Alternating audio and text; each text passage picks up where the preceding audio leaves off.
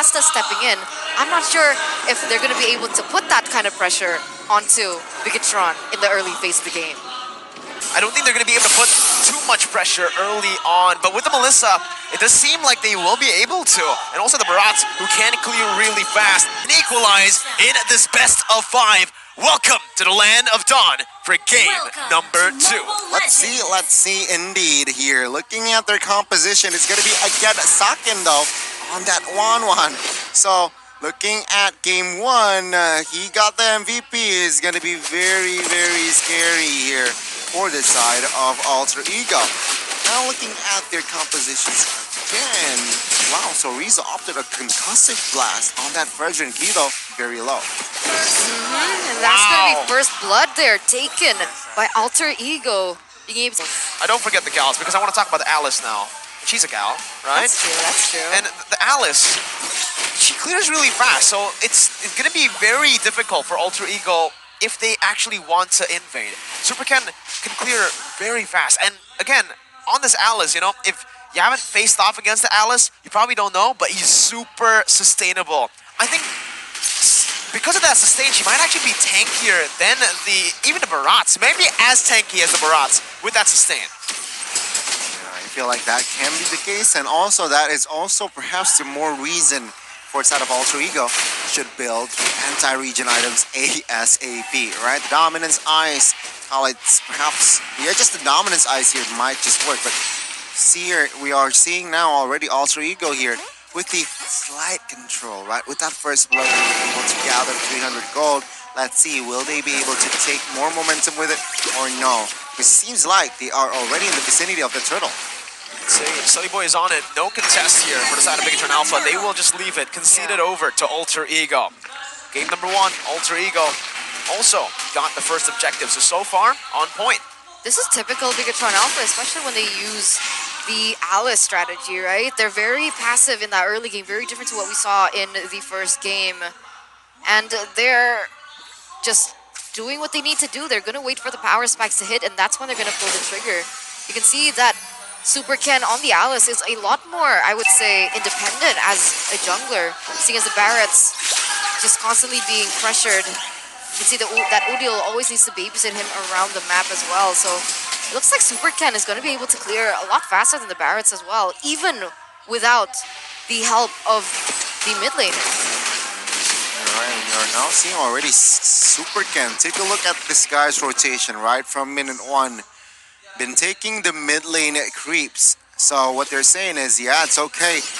Valentina doesn't really need much items, so it's okay just funnel all it towards Super Ken. And it's clear, Super Ken has been getting those stacks. But remember, it's not funneling before minute number 5, right? Yeah. Just to get the stacks. Yeah, so that's what they're doing, right? And that's why I said it was very important for Bigatron Alpha to be able to utilize successfully the first 5 minutes of the game, because that's when you don't take away the gold and the EXP, even if they're in the same lane. All the Valentina needs to do is stay in the same lane, but here we go. Judgment's welcome being popped in. That's going to be the invade that we mentioned. Silly Boy actually able to steal it away. Cerezo now caught in the midst. Flickering out. That's going to be the call. Alter stolen away by Moreno. Saving Cerezo for a bit as he pops in. He praises Wrath. But Alter Ego finds a kill back. And they are in the lead here early on. That is what they need to do. That's what we expected, right? And Super Ken, take a look at them inside. Soaking a lot of damage, but will not commit on towards a fight. Again, Alter Ego, they understand that they need to do the invade with the 4-man gank, and they're able to pull it off. They need to pull it off again, though. The job is not done. The question is, are they being aggressive enough, right? I mean, 4 minutes in already, sure, they have 2 kills on the board, but it doesn't seem like they have the aggression that I imagined themselves to have here in the early game, right? They have the Pyramus with really good clear, but look at this, Rossi gets a little punished. Still able to survive pretty convincingly. They're not even utilizing the flicker. The burst just not enough right now for Bigatron Alpha. And Alter Ego are playing it really well. Again, securing these neutral objectives and utilizing that pressure from Rossi on the other side. Thing is, Alter Ego have 2 kills on Rossi, right? So the snowballing right now, most of the resources are actually on Rossi. Alright, you're right, but Talent's prediction, nothing changes, right? So 3 for 3. Take a look again in the mid side. Okay, that's just welcome onto the side of Super Ken. That's going to be the Cold Altar popped in by the side of Moreno. Udil pops in the Cold Altar by himself as well. The flowing blood by Super Ken trying to get out, but the Petrify finds him, and the burst from Udil takes him down. Purple buff going to be stolen once again. Alter Ego bullying Super Ken in the jungle. Now that's what we want to see, right? Alter Ego with a 1,700 gold lead, putting pressure onto Moreno as well here in the mid lane. Key forced to rotate towards that area to help him clear the waves as well. As you can see there in the top side, already a battle between Sorizo and Pi. But anything stands out to you in terms of those items? Sorry, emblems, Gunny. Nothing really stands out, right? They need the heroes here to just mobility, to penetrate very standard emblems here from both sides. But it seems like Alter Ego, I love it, right? The adjustment here, already not just invading the purple buff, Wow. he invades the orange buff. So Bigatron Alpha, yeah, this is the way, this is what I expect. Again, the first structure will fall here for the side of Alter Ego Esports. We might see a 1-1 here in this series. Now, wait a minute, right? Because like we mentioned before, Bigatron Alpha, they play patiently because they're waiting for a certain power spike, right? So what power spike are we looking for from the side of Bigatron Alpha here? Are we waiting on Saken or are we waiting on Super Ken? Both, Both. right? Both. Super Ken Actually, and all Saken. three. Right? And Super Ken, Moreno. Saken, Moreno, exactly. But it seems like for now, Alter Ego, they are still dictating the game here, controlling all three turtles here almost. And it seems like Selly Boy, oh my gosh, onside. Pi has used the Petrify though. Right now he dives in onto Saken. The crossbow tank's gonna be ready and he pops it in just in buff is time good. to escape. The purple buff gonna be stolen away once again by Selly Boy. And Super Ken is forced to run away. Sorizo with the Appraiser's Wrath onto nothing. Bigatron Alpha are really struggling early on here up against Alter Ego, who are absolutely bullying Bigatron Alpha and even stopping their attempts to trade on the map. Yeah, I mean, Alice, no purple buff, very hard for him to be impactful, right? Very hard for him to get the stacks. And it seems like the top side might fall again. So, Bigatron Alpha, woo, they're in shambles now. Selly Boy, perfect turtle, 3 turtles taken away, and Key will survive with 1 HP. If that was the old Selly Boy, he would definitely go for it, but he goes back, doesn't commit onto it. And you can see here Alter Ego just continuing the pressure that they already have built there from the early stage of the game, being able to get perhaps another turret in that top side. As we take a look at the items, right? So power spikes, you can see that the Alice with the Clock of Destiny as well. What items are we waiting for? Dominance Ice. He is on his way towards Dominance Ice there. Kaja has the 3 Dominance Ice, so they do not rely on 2 Dominance Ice here with the Fredrin and Kaja. Alice wants a piece of it as well. Dominance Ice already built now, so saying to nullify the Barats, the Estes, the Yuzong, it's a very good item. Let's see though in the mid side. And even the Melissa, they're trying to nullify the Melissa too, right? With obviously, okay, the healing, the sustain that she gets with the Inspire, but also that damage, the attack speed. Selly Boy going to be brought back to the team by the Divine Judgment, but the Call Altar placed in perfectly is going to save him. The Blessing of the Moon Goddess, that's the double down. Saken not able to escape, but he pops the crossbow tank in time to get out of Pai's reach. And Pai still somehow able to survive. Alter Ego able to find the better trade by far, getting the mid lane tier 1. What the heck was that? Even with 3 Dominance Ice in that vicinity. Too much healing. Is able to just... The life drain. Oh, outside, Super Ken. Oh no! Retribution, he's still able to buy a little bit more time, but he will fall in the end. 26 seconds on the death timers. And look, he was trying to buy time for the 1-1, but Yuzong, Pai has been so on point in stopping these trades from happening. So it's just going to be a tier 1. He's holding out for that tier 2. Yeah. And Alter Ego, he's letting the team go for that bottom lane. More pressure on the map. Bigatron Alpha need to try to burst Pai down. I mean, Pai is able to sniff that Key is around, so he will not commit. And it seems like he will sacrifice the inner turret too here to be able to trade with the Lord. So Alter Ego Esports here with the gamble, just sacrificing 2 turrets, but it seems like it might work, right? Alter Ego Esports. Now let's see here. Selly Boy already trying to somehow again open things up. Oh no! Fine judgment, everything used up, but the Call Altar saves him. Sakin still saving that crossbow tang. Pai gonna be able to dive into the back line with a Petrify as well. Moreno pops the Call Altar. Chorizo will be saved. The Depton's welcome coming in, but Sakin pops in a crossbow tang, who's still not gonna be able to melt anyone down as Super Ken. Moreno, Chorizo, and even Sakin. No, he doesn't fall. Udil picks up a triple. That's the fourth anti-regen item built up. Oh, Sea Halberd. It's a Sea Halberd, Gani, but Pikachu and Alpha are not able to do anything to Alter Ego in these skirmishes. Oh man, look at this, 6,200 gold lead. 3 members taken down for Bigatron Alpha. Only Key, only Saken. They're left standing. A Lord still on the way in the top side.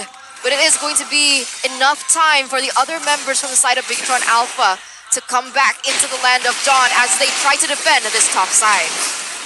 Gonna have to utilize these ultimates really well. Moreno has stolen away to Call Alter. Sully Boy is in the mid. Super Ken with the flowing blood getting out. Sully Boy getting chunked to half HP.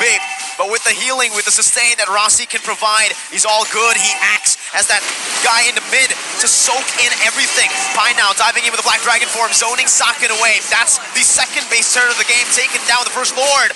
Mini waves crashing down once again onto the base, but Bigatron Alpha with a key, jumping into the Divine Judgment, gonna be able to find one member, and it's Nino. They collapse, the crossbow tank is ready. Sunny Boy's getting melted down, but the healing is still there. The Appraiser's Wrath finds 2, and Alter Ego had fallen. Udil can respawn with a passive, but it's a massive shutdown for Bigatron Alpha. Oh my god! That 5v5 team fight, Bigatron Alpha, they were able to turn it around. Rossi, Nino, Selly Boy, they all get taken down. We gotta see that again. Let's take a look at the instant replay. It was just Alter Ego again overcommitting, but Key opens up here, and it seems like even with the ult from Rossi, even with the ult from the Faramis, it was more than enough damage. The burst damage was there from the Valentina as well, from Moreno.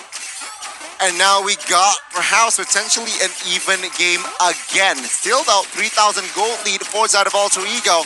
But this just sets the tone. Bigatron now, Alice is able to get her purple buff. So Alter Ego, they need to again reset and find that small loophole. Man, 12 minutes in, and this is the power spikes that are starting to hit here for Bigatron Alpha and Alter Ego. Despite them trying to end it as soon as possible, was able to actually kind of lose that really heavy lead in that stage. It was, what, 4,000, 5,000? 7,000. 7,000, yeah. and now only a 2,800 gold lead for Alter Ego. This is the perfect time for Bigatron Alpha to continue to capitalize over it, especially with how much anti-regen that they have. Look at this, Super Ken. Petrify, Furious Dive, everything popped and used. Winter Truncheon can be baited out here for the side of Super Ken as he pops out the flowing blood to get out. Chorizo with a 3-man taunt, and the Cult Ultra saves him. Chorizo in the midst of it all gets the Appraiser's Wrath down. McKee finds the Divine Judgment only onto Udil. Not able to find any more. It's Alter Ego once again with the win in the neutral objective battle. My goodness, the mechanics though, right? I mean, Super Ken, if that was me playing the Alice, I would be a goner, right? But Alter Ego though, still with the win. Taking Chorizo down, and with this Lord, it's very important, right? They need to learn from their mistakes. They need to be more controlled. They need to be more disciplined, it seems like. Like, if you see no openings, let's not force it. If you find an opening, then let's end the game. Let's see though, with the base literally exposed, Bigatron Alpha, are they able to defend? Because composition-wise, their high ground isn't too strong. Only 2 waves are pushing in. Chorizo on the bottom side going to be chunked down by the Muddles from Ninos. That's going to be the final base server taken down. Super Ken with the flowing blood gets out. Going back in right now, but the Muddle placement is on point. The Lord has gotten in range of the base. Key's still in the midst of it all right now. The mini waves will be cleared out by Bigatron Alpha.